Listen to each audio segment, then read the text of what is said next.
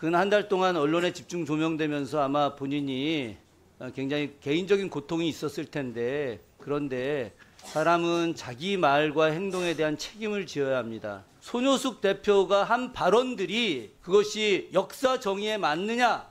그렇지가 않기 때문에, 헌법적 가치에 맞느냐? 그렇지가 않기 때문에 이 자리에서 서 계시는 겁니다. 자, 영상 하나 보고 시작하겠습니다. 저희가 하고 있는 역사교육, 이승만을 바로 알리고 박정희를 바로 알리고 최근에는 이제 전두환 명예회복까지 이렇게 알리는 운동을 하고 있습니다. 여론 전쟁에서 이길 수 있는 기술을 공유하는 그런 공부가 계속 이루어졌으면 좋겠다 하는 마음에서 리막스쿨에서 스마트폰 교육을 무료로 저희가 제공을 할 테니 여러분들께서 언제든지 오셔서 공부를 해주시기를 부탁을 드리겠습니다. 네, 감사합니다. 예, 자유와 연대라는 단체 출범식에서 하신 말씀입니다. 본인 맞죠? 네, 맞습니다. 전두환 바로 만들겠다고 하는데 어떻게 전두환을 바로 하겠다는 겁니까? 5.18 내란과 관련해서, 5.18 학살과 관련해서 범죄인 전두환이 잘했다는 겁니까? 저희 애국 현장에서는 이 보는 관점이 다를 수 있습니다. 아니, 세상에 잠깐 계십시오. 수많은 국민들을 학살하는 것을 용인하는 것이 애국입니까? 대통령마다 공과가 있을 수 있습니다. 대통령마다 공과가 있는데, 그런데 수많은 무고한 국민들을 학살하는 게 애국이냐고요? 그것이 전두환의 공입니까? 수많은 국민을 학살했는지 그 부분에 대해서는 제가 그렇게 판단하기가 어렵습니다. 그러니까 바로 여기서 문제가 되는 거예요. 그래서 리박스쿨이 청문회를 여기서 개최를 하는 겁니다. 바로 손효숙 같은 반애국자가, 학살자를 옹호하는 사람이 있기 때문에, 이 잘못된 역사관을 갖고 있는 사람이 역사 교육을 한다고 하기 때문에, 그래서 이 자리에 손효숙 씨가 서 있는 겁니다. 그런데 이걸 본인은 마녀 사냥이라고 하고 계시는 겁니까? 저는 의원님, 제가 공직자도 아니고 제가 많은 사람들을 교육시키는 교육자도 아닙니다. 저는 일개 시민으로서, 자, 그런 이야기를 애국 들을 이유가 시민으로서 없습니다. 일개 시민이 저렇게 전두환 옹호운동, 이승만 정부 시기에 있었던 국민방위군 사건 아십니까? 거창 양민 학살 사건 알고 계십니까?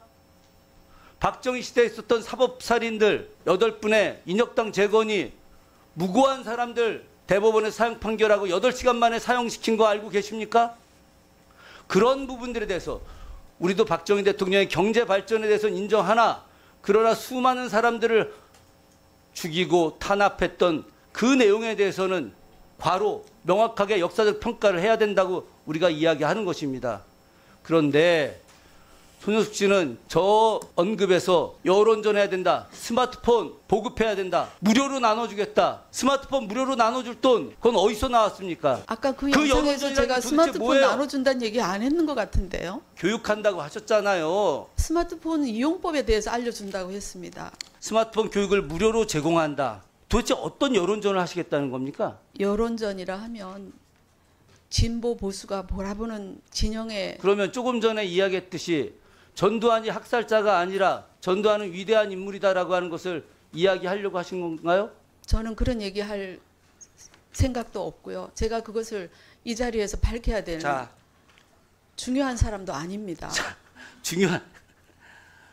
제가 이 책 이야기하려고 했는데 김주성 한국학중앙연구원 이사장이 추천사를 쓴 책이고, 손효숙 씨하고 아주 가까운 조윤희 씨가 대표로 있는 대한민국 교원조합에서 만든 책입니다. 뉴라이트 사상의 총화입니다. 일제 식민 지배를 갖다가 미화하는 수준의 단계를 넘어섰어요. 이런 책들이 보급된다는 것 자체가 대한민국의 헌법을 부정하는 것입니다. 대한민국의 정체성 부정하는 거예요. 이걸 바로 리박스쿨과 연계되어 있는 대한민국 교원조합이 하고 있다라고 하는 것이고, 김주성 씨는 리박스쿨의 임원으로 되어 있습니다. 리박스쿨 정치학교장이에요. 이 책 서문 한번 읽어보십시오. 손효숙 대표님, 공감 능력이 상당히 떨어지시는 것 같아요. 제가 광주에서 5.18 민주화운동 희생자 유족들과 간담회 자리 마련할 테니까 그 자리에 한번 가보실래요? 그래서 이 말씀 한번 해보시겠습니까? 자신 있어요? 아니요, 저는 제가 그리고 내가 이런 말씀 처음 드리는데 예, 전두환 명예회복을 하자고 했는데 저희 아버지가 5.18 광주와 민주화운동 때 징역 10년 언도받고 징역살이 했고요. 박정희 때 유신반대 투쟁으로 감옥 갔다 왔어요. 저도 희생자 가족이에요. 어떻게 이런 모렴치한 발언을 하면서 지금 이 순간까지 단 한 번도 국민에게 사과하지 않습니까? 다시 한번 기회를 드리겠습니다. 지금 같은 생각, 극우적인 생각에 대해서 또 이런 파장을 일으킨 거에 대해서 5.18 광주와 민주화운동 유족들과 또 민주진영의 인사들에게 사과하실 의향이 있습니까? 제 발언에 무슨 문제가 있었다면 당연히 사과를 해야죠. 피해자와 희생자가 지금 생존해가고 계세요. 예, 근데 광주 민주화운동에서 희생된 분들 앞에서 전두환의 명예를 회복하겠다는 말씀 광주에서 한번 해보실래요? 자리 마련해드릴게. 자신 있습니까? 제가 그런 영향력 있는 사람입니까, 과연? 저는 그렇게 생각하지 않습니다. 그런 영향력이 없는데 어떻게 국회 청문회 이 자리에 쓰게 됐습니까? 그러면 저는 제가 손 대표님이라면 당시에는 몰랐어도 이런 파장이 일어나고 국민들에게 정말 속죄할 일이 있으면 지금 이 정도 시간이 지나면 한 번쯤은 저는 이 무리를 일으킨 거에 대해서 본인의 사상에 대해서 국민의 눈높이가 안 맞았다면 저는 사과 한 번쯤은 했어야 된다고 생각하는 거고요. 본인의 소신을 내가 뭐 꺾으라는 말씀은 아니지만 여러 피해자가 지금 생존해 계세요. 오늘 이 발언은 정말 많은 국민들이 우라통이 터지고 엄청난 분노를 일으킬 수 있는 정말 커다란 문제성이 있는 발언입니다. 기회를 드리겠습니다. 제가 전두환 명예회복에 관심이 있다고 한 것은 우리 회원들이 일부 그런 일에 같이 의논을 해보자고 해서 저도 그 부분에 대한 자리를 마련하고는 했지만 그것도 벌써 오래전 일입니다. 23년이면은 하여튼 저는 예. 손 대표님 그런데 정말 그걸 기회를 지금 드리려고 좀 저가 손 제 대표님도 사상에 이제 대해서 무슨 시민으로서 거리를 다니셔야 되고 공공버스도 타셔야 되는데 왜 그렇게 정말 저는 지혜롭지 못하다는 생각이 들어요. 아니, 대한민국 앞으로 살아가실 거 아닙니까? 예, 제가 지혜롭지 못했기 때문에 뉴스타파 잠입 취재한 그 젊은 청년 여기자한테 당했습니다. 아유, 알겠습니다. 하여튼 저도 그렇게 말씀을 드리면서 저도 마음이 아픈데 좀 한번 생각을 해보세요.